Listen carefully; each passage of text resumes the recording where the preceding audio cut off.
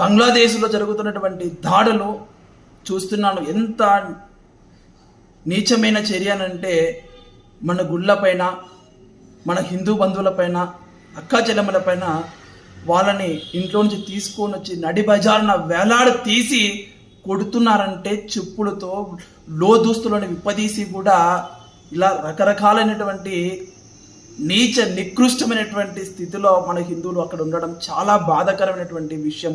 అలాగే అరే వీడి కొట్టిన తర్వాత, వాడు చచ్చిన తర్వాత కూడా వీడి సున్నతి అయిందా లేదని కూడా ప్రైవేట్ పార్ట్లను చెక్ చేస్తున్నారంటే ఎంత నీచమైన చర్యగా దీన్ని వర్ణించాలో ఆలోచన హిందూ సమాజమా.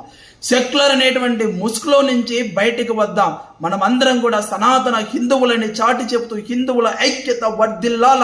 మనం హిందువులం అందరం కూడా ఒక సంఘటితం అయ్యి, హిందువులకి ఏదైనా ఒక దేశం ఉందనంటే అది ఒక భారతదేశం.